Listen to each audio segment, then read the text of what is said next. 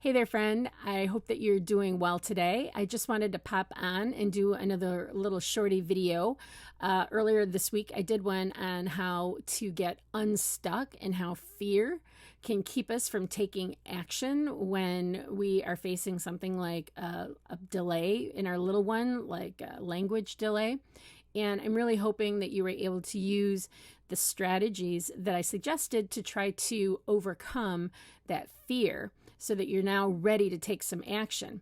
But the question is then, what action do you take? And if you're like most parents, you go into Google to try to find solutions, which in and of itself can also lead to inaction because there's so many different options and solutions out there that it can become overwhelming. And again, we end up getting stuck because I can't tell you how many times I've been looking for the perfect weight loss and workout kind of program, something that allows me to eat the foods that I want, but also do some exercise that will allow me to get, ripped abs and lose 80 pounds with only working out 5 minutes a day, which obviously does not exist.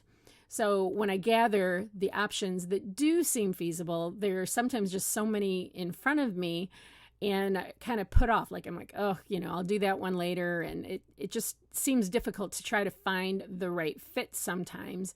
And then I end up doing none of them. I don't know if that sounds familiar to do. So I wanted to do another little coaching session to keep you moving forward as you're looking for a solution to help support your little one. And I want to point something out about procrastination, right? Which is what I do with all of those different health programs that I know that I need to do, but I don't do anything with it. I think a lot of times people procrastinate or associate procrastination with time management. And psychologists have actually found that it's an emotional management problem. It's the result of the emotional part of your brain strong arming the logical part of your brain. When you avoid procrastination, you're not avoiding effort. You're avoiding the unpleasant feelings that the activity stirs up. So if you do find yourself procrastinating, then here are some tips to get you moving forward. Do just one thing. It's easier to keep going with a task after you've overcome the initial hump and starting it in the first place. That's because the tasks that induce procrastination are rarely as bad as we think. So getting started on something forces us a subconscious reappraisal of the task, making it easier to move forward and make headway. And then the other tip is to list the cost of procrastination. We kind of talked about that one a little bit last week when talking about fear and overcoming it that's causing inaction. But what happens if you don't take any action? How's that going to impact your child's development? How does that impact your feelings about yourself? Reevaluating the cost helps to reconnect the logical and the emotional parts of the brain, making it easier to get over that initial hurdle. Okay, so back to it. You've searched the internet for solutions to help address your child's speech delay, and you're probably feeling overwhelmed like so many parents. The best thing to do is to look at the feasibility of all of your different options. So grab your pencil and paper and a journal, and let's do this together.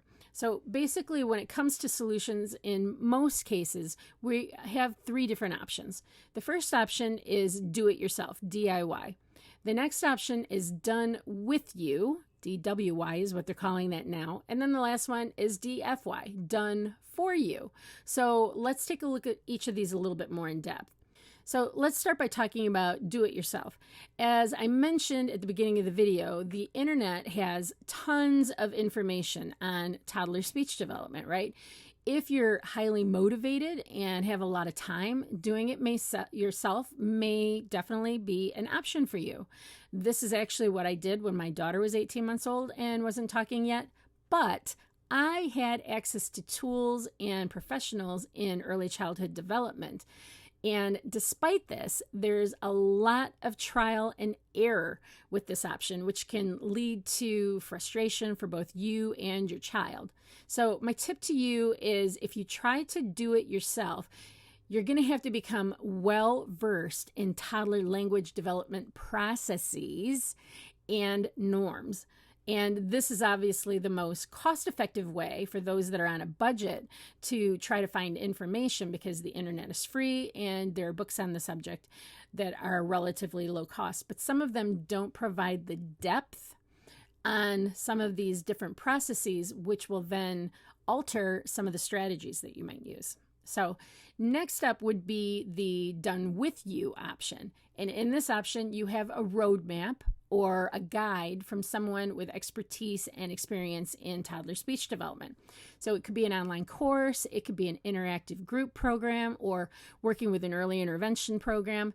The key with this model is that you are a part of the process. You are learning the strategies and implementing them to support your child's communication.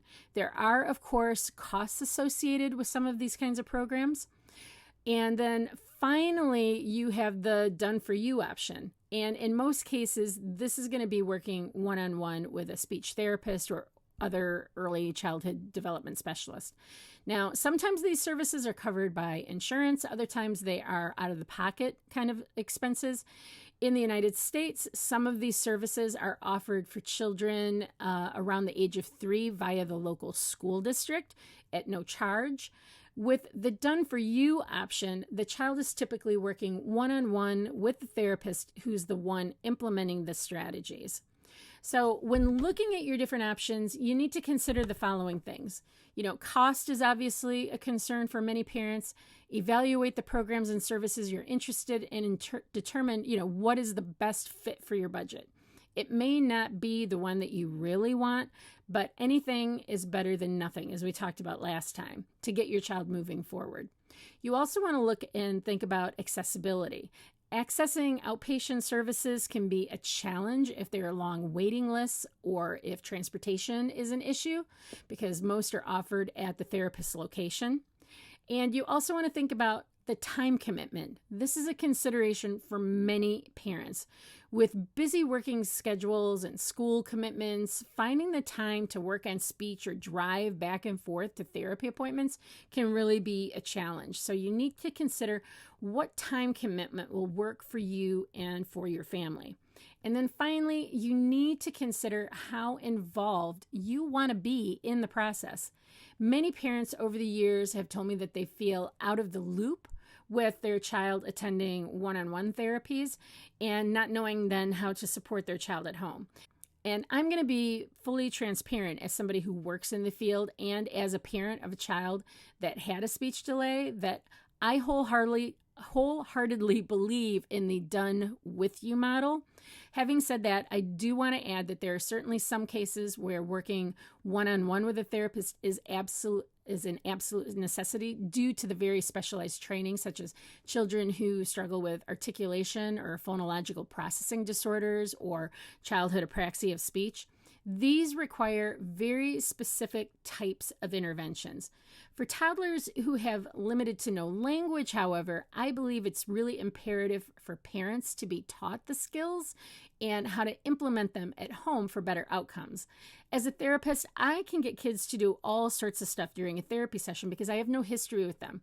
I'm setting the tone the minute I walk in the door for those interactions. But as a parent, you have to build new communication patterns, and that's not easy. So, for example, if a child throws their cup to a parent to go refill it and it's worked in the past, working on getting them to bring the cup to you and put it in your hand before you go and get them for them is going to take more time and likely overcoming some frustration for both you and your child. But with the right tools and support, your child will eventually learn a higher level communication skill, like putting the cup in your hand, which will then lead to working on the next skill, which might be imitating the word more. Here's the thing. When parents know what to do at home and implement them into daily routines, it leads to loads more learning and closer relationships with your kids. So there you have it. What I want you to do now is draw 3 columns on a sheet of paper, label 1 DIY, DWI, and DFY. And now write down the pros and cons of each based on what will work best for your family. What's going to work best for you? And then that leads me to my final point is you you need to do what feels right to you and your child. So follow your gut, your deep down feeling. What's the right thing? Trust yourself and your intuition, and don't let anyone tell you otherwise. I've worked with thousands of families over the last 26 years, and some decided that they wanted to do it themselves. Some worked with me, and others chose to do one-on-one therapies. And I commend each and every one of them for doing what felt right to them. No judgment. Just like when I decided to do the work myself with my daughter, I was following my gut and intuition. I wanted to know that I had done everything I could possibly do to try to help her talk. That was really important to me. I didn't want to look back and regret anything, and I don't want you to either. So, okay, my friend. So that is it. I hope you found this helpful. As always, I think you're amazing. I believe in you, and I am always here for you. Until next time.